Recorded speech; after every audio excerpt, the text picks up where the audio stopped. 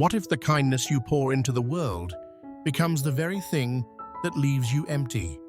Picture this: a lifetime of giving, your time, your wisdom, your hard-earned money, only to discover that some people will never see it as anything more than their due. As the years stack up, we often find ourselves growing softer, more generous, eager to lift up those around us with the lessons and resources we've gathered. But here's the gut-punch truth: not everyone deserves your light. Some will take it, twist it, and leave you dimmed, drained of energy, hope, or even financial stability.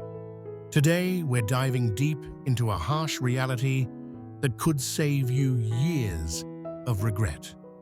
We're uncovering the 4 types of people you should never help in your older years, the ones who turn your goodwill into a weapon against you, cloaking their intentions so cleverly you might not see the damage until it's too late. Stay with me, because knowing who they are could protect your peace, your wallet, and your heart. Let's begin. Number 1. The chronic taker. Imagine a leaky bucket you keep trying to fill, only to watch the water vanish through the cracks every time. That's the chronic taker, a person who thrives on your generosity but never holds on to it long enough to grow. They show up at your door with outstretched hands, eyes wide with need, a loan to tide them over, a favor to get them through. An hour of your time, they swear they'll repay. At first, it feels good to help. Their gratitude washes over you like a warm wave. They thank you profusely, promise to make it right, swear they'll be there for you too. But then the months slip by and the promises fade like smoke. You wait for the return gesture, the check-in, the simple, "How are you?" that never comes.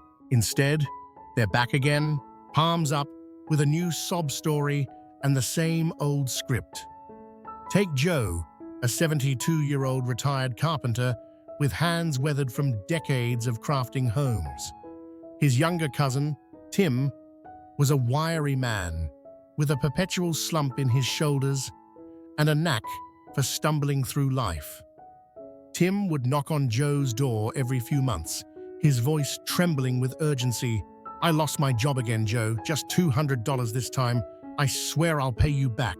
Or, "The car broke down and I can't get to work without it."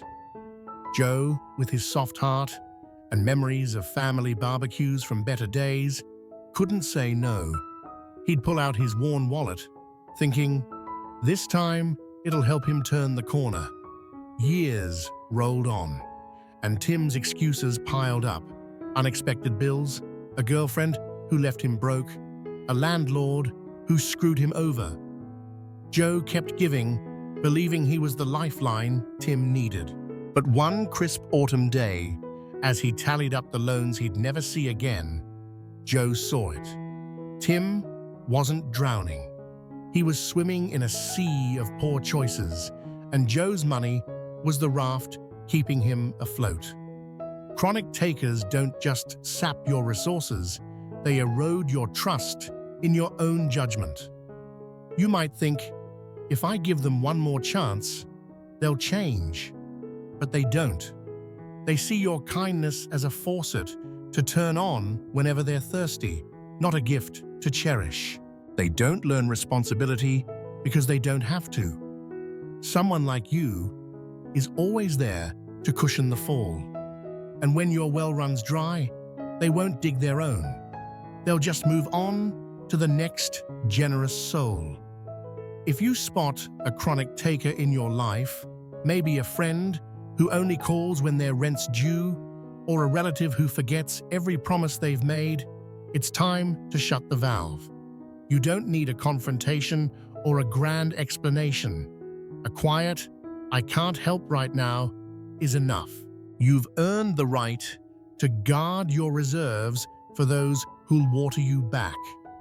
Number 2, the emotional manipulator. Have you ever felt a pang of guilt so sharp It twists you into doing something you never meant to. That's the art of the emotional manipulator, a master of shadows who never asks outright but makes you feel like you have to help. They don't barge in with demands. Instead, they weave a web of sighs, silences, and carefully timed complaints. "I don't know how I'll manage this month," they murmur, eyes downcast, waiting for you to leap in with a solution. Or they hint at their woes, endless bills, a cruel world, a life that's just too heavy, until you feel selfish for not stepping up. Say no, and the air shifts. A cold stare, a disappointed sniff, a cutting remark about how they thought you cared. Suddenly, your boundaries feel like betrayal. Meet Helen, a 68-year-old retired nurse with a laugh like sunshine and a habit of putting others first. Her friend Martha was a petite woman with a voice that quivered just enough to tug at heartstrings. For years, Martha leaned on Helen like a crutch. When her washing machine sputtered out, she'd call Helen, lamenting, "I guess I'll just have to wash everything by hand. I don't know how I'll keep up." When a family argument flared, she'd sigh, "I've got no one else to talk to," her tone dripping with despair. Helen, ever the caregiver, rushed in, offering money, hours of listening, even a shoulder to cry on. She told herself good friends don't abandon each other. But then came the day Helen needed support.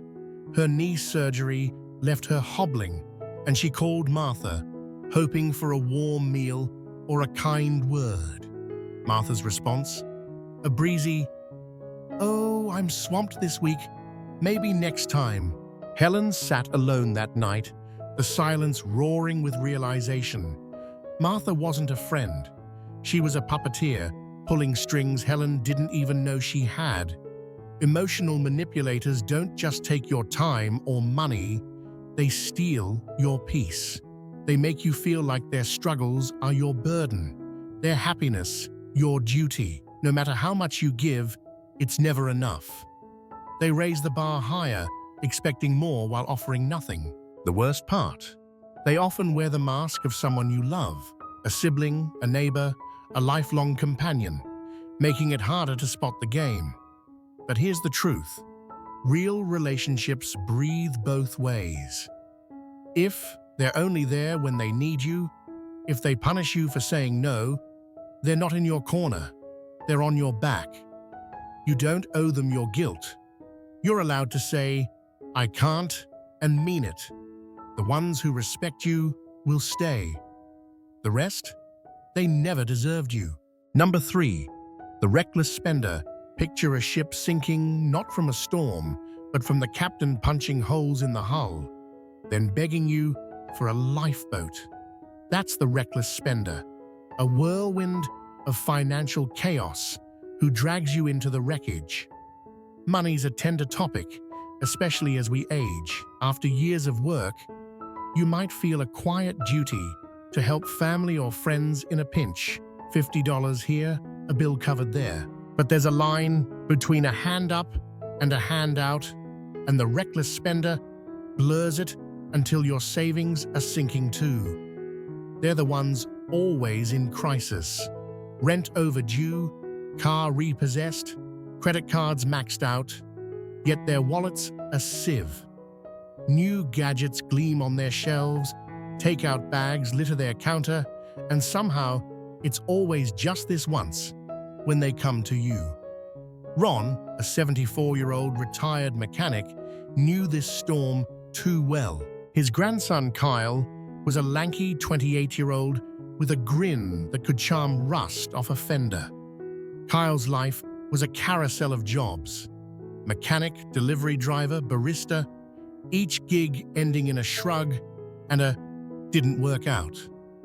When Kyle showed up at Ron's tidy garage apartment, his boots scuffed and his eyes pleading, Ron couldn't turn him away. "I just need $300 for rent, Grandpa. I'll pay you back next paycheck," Kyle said, hands stuffed in his pockets. Ron handed over the cash, picturing Kyle settling into stability. But weeks later, Kyle was back. Car repairs this time, can't get to work without it. Then it was an emergency that smelled suspiciously like a weekend bender. Ron's retirement fund dwindled check by check, while Kyle's Instagram glowed with new sneakers and bar tabs. One evening, staring at his bank statement under the flicker of a kitchen bulb, Ron saw it. He wasn't saving Kyle.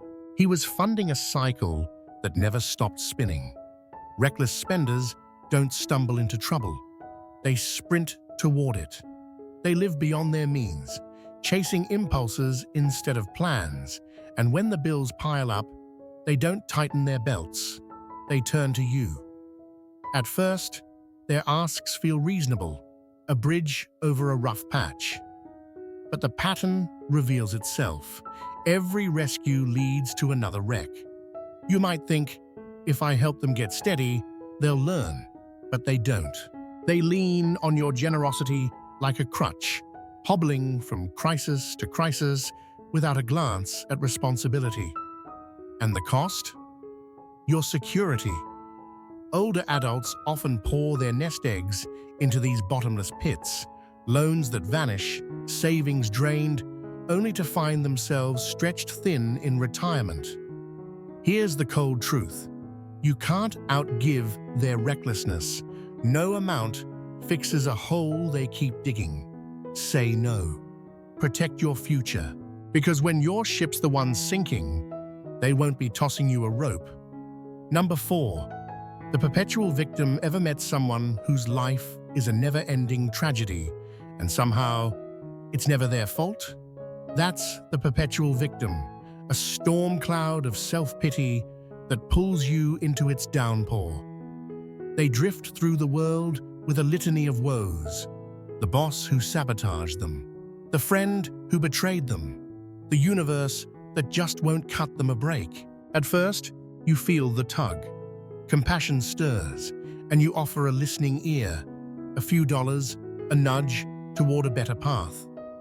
They nod, teary-eyed, soaking up your sympathy like parched earth. But then you notice, every solution you suggest hits a wall.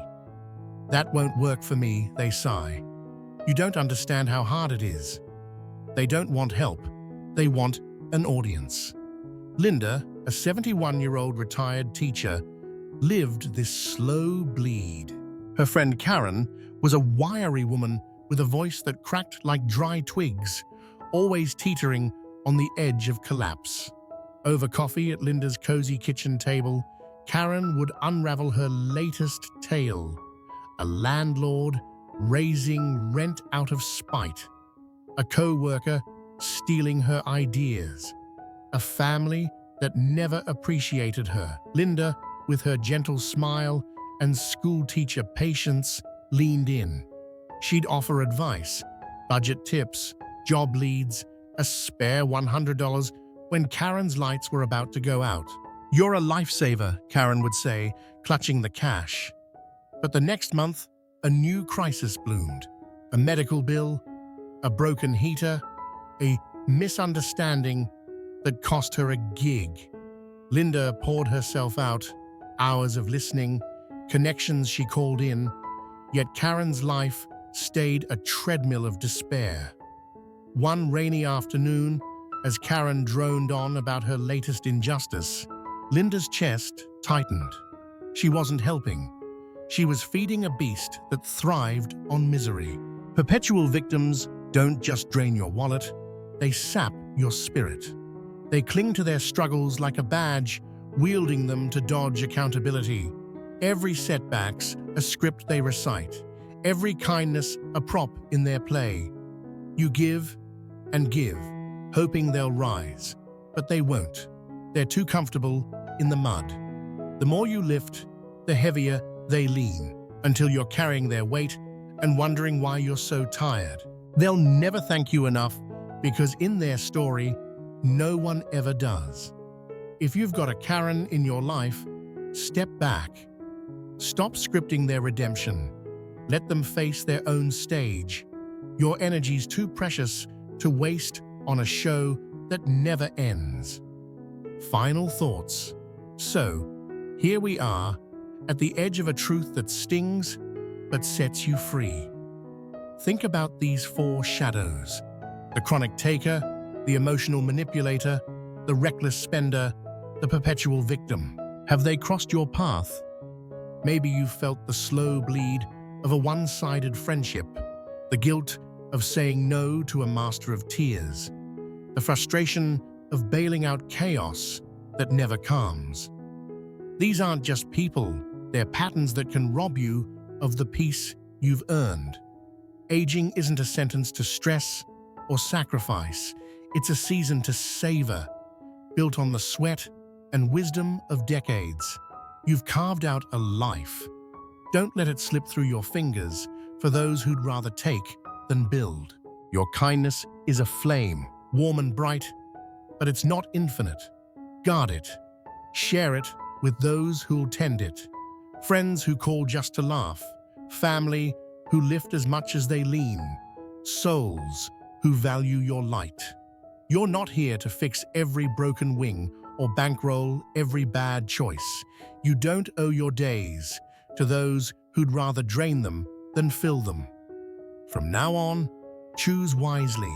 Surround yourself with people who see you, respect you, and add color to your years. Your time's a treasure. Spend it on what shines back.